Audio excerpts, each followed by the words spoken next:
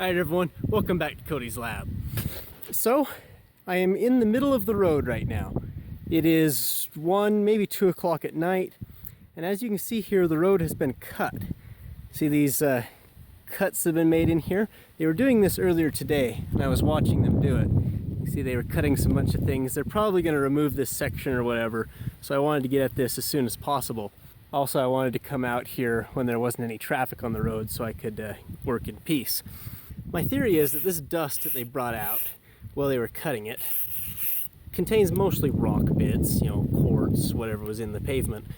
As this was cutting along, I'm sure occasionally a diamond would come out of the diamond blade, releasing the diamond into this dust here. Mining for diamonds in the street. Let's go ahead and dig this up because it was wet and now it's dried into a hard packed mud, so I got to kind of break it up. And I'm going to go ahead and brush it into a pan. Hopefully I don't brush too much of it down the crack there. Yeah, so I got a little pile here, and I'm going to brush it in this dust pan and then put it in a baggie to take home and process. Okay, there it is. Got me a nice little sample here. Now, I didn't manage to get all of it because it's pretty packed down and it's hard to get up, but I think I've got enough here that I could get a nice little sample and I'll be able to see if there's anything there at all. Okay, it's the next day, and I think it's time that we go ahead and extract the diamonds from this dirt here. So I'm going to use a gold pan because diamonds are significantly heavier than most rocks, so I should be able to pan them out. I just added some soap to break down any oils or grease that might float things away. Now we're just going to go ahead and pan this down as if I was panning for gold, and I should be able to accumulate the diamonds. Okay, we're just about done panning here. You can see I got quite a bit of gravel and sand from the road, but hopefully I've got some diamonds too. Let's go ahead and wash off the last of those there. Alright, I'm going to take a quick peek at this. We're going to wash it back a little bit, see if we got anything at all. I can already see that there's some sparklies in there, like little bits of metal and stuff. I'll have to go get like a lens to look through for the camera.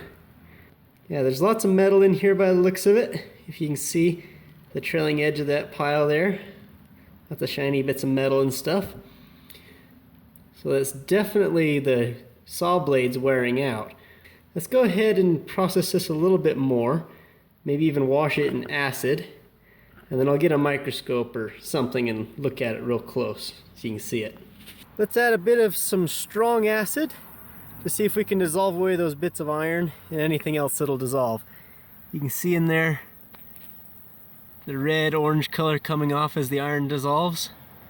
Yeah, that strong acid should make short work of that, but it should also not touch the diamonds at all. The muriatic acid is now washed out after sitting in there for a couple hours.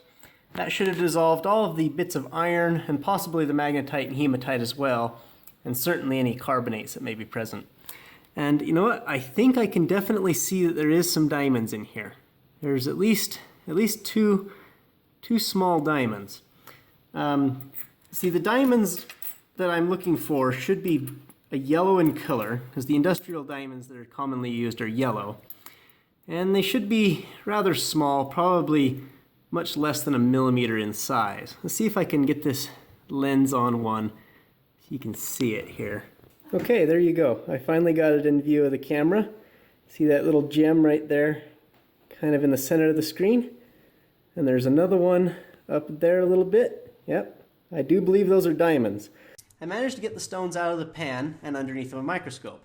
I have them at 40 times magnification here, and as you can see, the crystal structure pretty much gives it away that this is in fact a diamond. On the smaller stone, it's even more obvious. Look how sharp those faces are. In fact, the only thing that I could imagine that would be this clean and precise after going through a saw would be a diamond, because diamond is just so hard that it can resist abrasion. Even going through a saw, I wouldn't imagine that a diamond would be very much scuffed up. It might have some chips.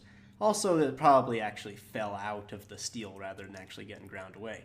Another test of its hardness, I went ahead and moved the diamond around on the plate with a pair of tweezers, and as you can see, it scratches the glass pretty good.